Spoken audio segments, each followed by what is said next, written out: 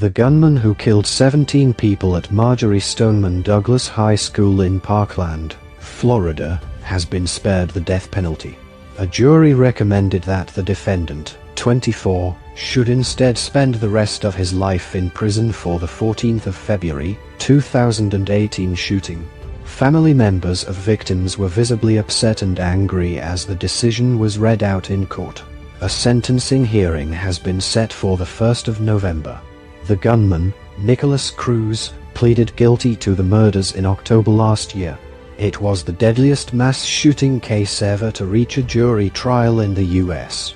The verdict sparing him from capital punishment was described as unreal and wrong by relatives of those killed at a press conference afterwards.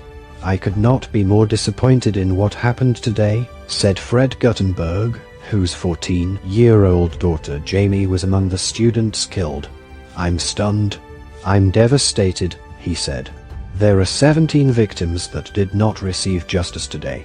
This jury failed our families today."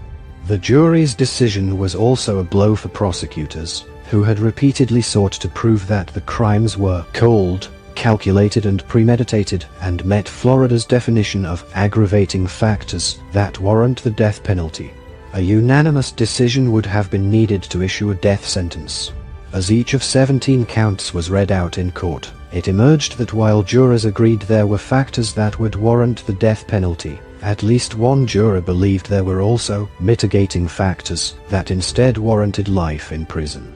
Distress was visible on the faces of many of the family members gathered in court. Tony Montalto, who lost his daughter, Gina, in the attack, shook his head repeatedly. His arm was around his wife, Jennifer, who dropped her head on his shoulder as the count related to Gina was read out. Other family members could be seen crying quietly. Corey Hickson, whose father Christopher Hickson died in the attack, stood up and left the room as soon he heard the jury's recommendation for a life sentence instead of death. Speaking to reporters after the hearing, Ilan Aladef, whose daughter Alyssa was killed, said the gunman was not a human being, he's an animal. "I pray that animal suffers every day of his life in jail," he said, "and that he has a short life." The gunman was aged 19 when he walked into Marjory Stoneman Douglas High School and opened fire using a legally bought Arkansas 15 rifle. Within 4 minutes, 34 people had been shot. 17 of the -14 students and 3 staff members were killed. The attack remains one of the deadliest school shootings in U.S. history.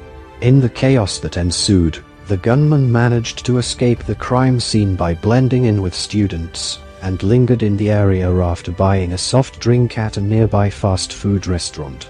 Soon after, he was arrested by police about 2 miles, 3.2 kilometers, from the school. In the aftermath of the killings, prosecutors presented evidence that the attack had been premeditated. The gunman researched past mass killings and posted online comments in which he said he would show no mercy. In one video, taken days before the shooting, the gunman said he planned to be the next school shooter of the year and that his goal was to murder at least 20 people. The gunman's lawyers sought to portray him as mentally ill, a young man psychologically shattered by a difficult childhood in which he was poisoned by his mother's drinking and substance abuse. The shooting energized the already divisive U.S. conversation about guns and prompted a wave of youth-led activism. In the days after the tragedy, a group of surviving students, including Cameron Kasky, David Hogg, X Gonzalez and Sarah Chadwick, called on social media for stricter gun control laws and the right to be able to go to school without the fear of being killed. Just 6 weeks after the attack, an estimated 800,000 people attended the March for Our Lives rally against gun violence in Washington, D.C.